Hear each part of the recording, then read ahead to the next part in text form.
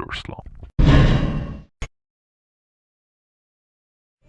It's a graphic description and illustration of how Dublin people lived when it was a walled city. It has a very good scale model of Dublin in those times, and reconstructions of some of the buildings, and even illustrations of the events that took place in that time.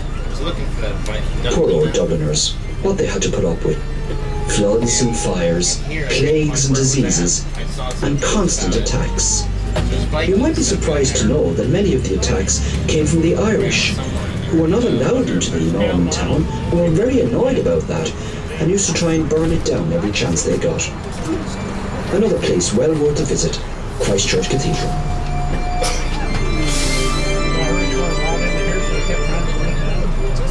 Hey, Walt, is that something you want to see? Oh no! I was just looking through one of the.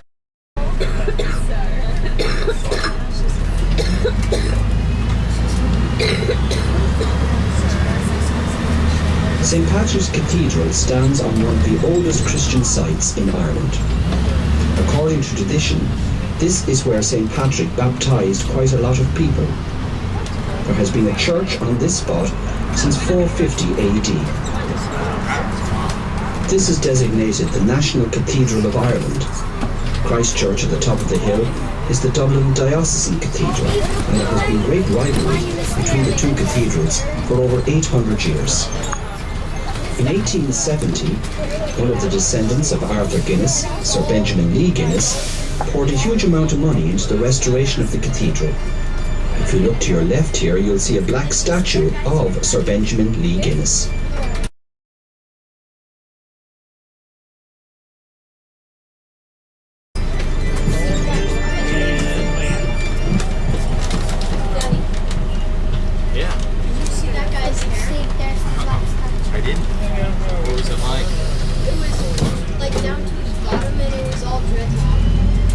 This narrow piece of roadway that we are on at the moment is called St. Patrick's Close. And just beyond the graveyard on your left-hand side is Dublin's oldest library, Marsh's Library, which was founded in 1707.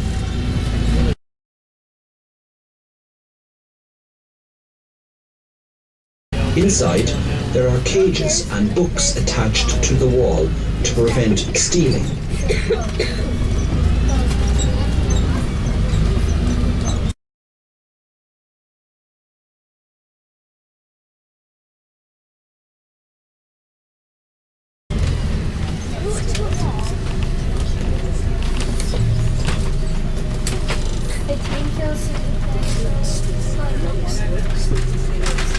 I've seen Kevin using it.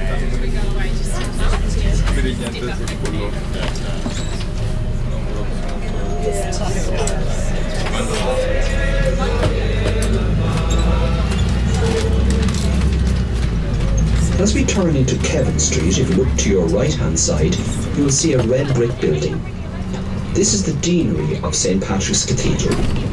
Not the original, but one of the most famous of the deans who lived on the spot here was a man called Jonathan Swift, the author of the book Gulliver's Travels. Jonathan Swift was Dean of St. Patrick's for 32 years until his death in 1745. He's buried in the cathedral, where fierce indignation can no longer lacerate the heart.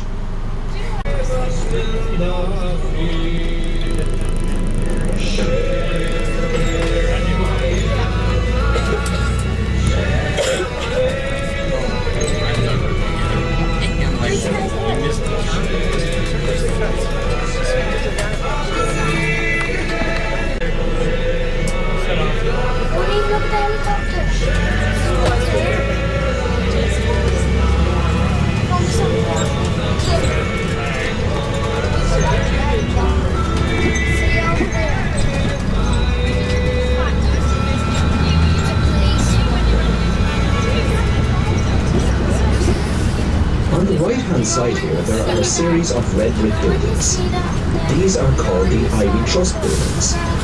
They were built by Lord Ivy, the great-great-grandson of Arthur Guinness, the well-known Dublin brewer, who built these buildings especially for the Guinness employees. providing them not only with accommodation, but also with a public baths, a library, a creche for the children. Very, very far-seeing for 1901.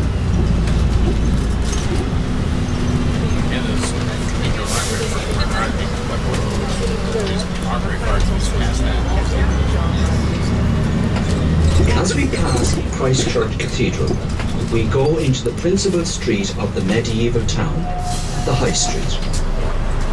In times past, this is where you would have come to do all your trading, to catch up on the latest gossip, and on good days to watch public hangings and executions. Well,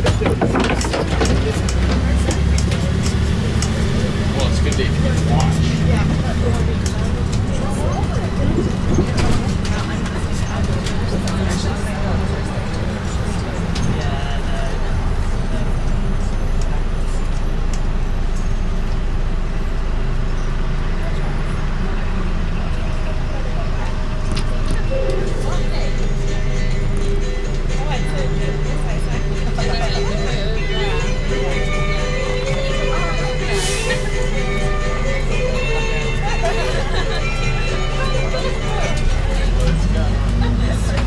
Now we are leaving the medieval town. Look to your left here and you'll see one of the few remaining fragments of the city walls. This area is called the Corn Market. As the name suggests, in medieval times, this is where corn was traded and exported to various parts of Europe. We're now going into Thomas Street. This is the route of one of the old ways out of the city, the Slieve Moor, as it's called in Irish, the main highway leading eventually to Galway. This area was the first to be expanded outside of the city walls. Because of its exemption from tax, the name it had and still has is the Liberties, freedom from taxes.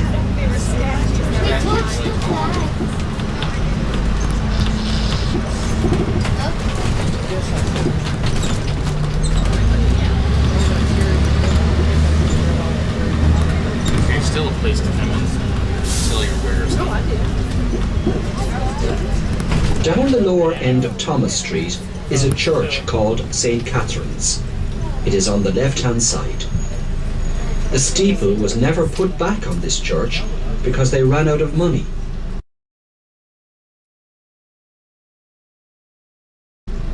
Inside the black railings is a monument to an Irish patriot called Robert Emmet.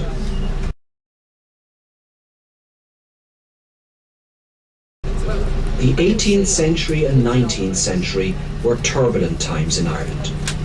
The revolutionary spirit was sweeping across Europe and it affected Ireland too. Robert Emmet was executed on this spot here in 1803.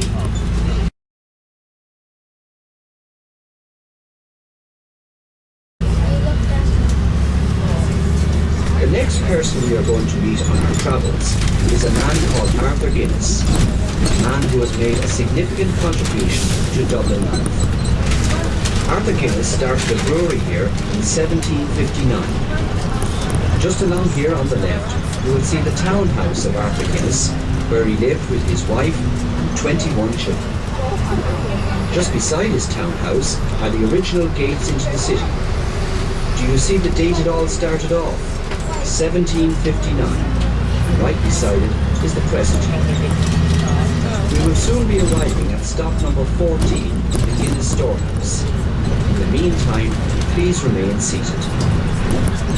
This is the one, right? My one. Huh? My one.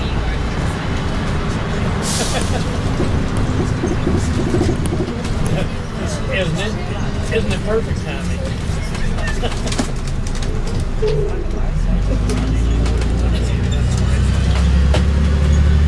As we travel along Thomas Street, we'll be shortly turning to the left. Many of these buildings here on the left-hand side now lie idle.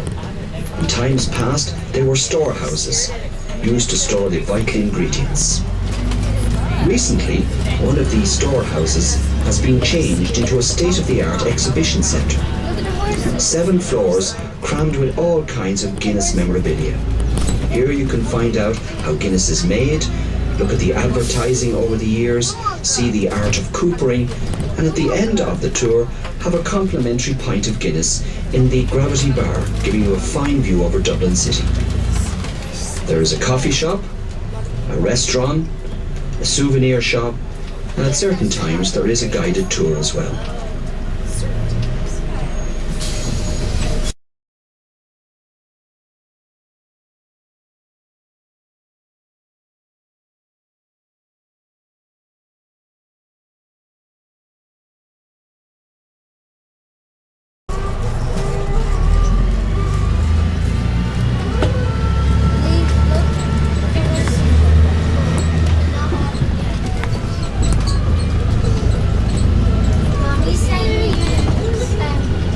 This area around here is known as Guinness's Brewery, a 64-acre site. When Arthur Guinness bought this area in 1759, he took out a 9,000-year lease. He paid £100 for it and an annual rent of £45 a year. What a bargain. When he started brewing first, he brewed ale. And then, according to the stories anyway, one day a friend of his sent him a barrel of a newly created drink called porter, so called because it was favoured by the porters of Billingsgate in London. Arthur Guinness was impressed, and 30 years after his brewery had started brewing ale, he stopped and changed to porter. He called his new drink Extra Stout Porter, and as the years rolled on, the extra and the porter bit fell off the name and it became known simply as Stout. This was Dublin's biggest employer at the start of the 20th century. About 5,000 people were employed here. Nowadays the workforce is approximately 800. The drop in numbers is due to the fact that most of the brewing nowadays is done by automation.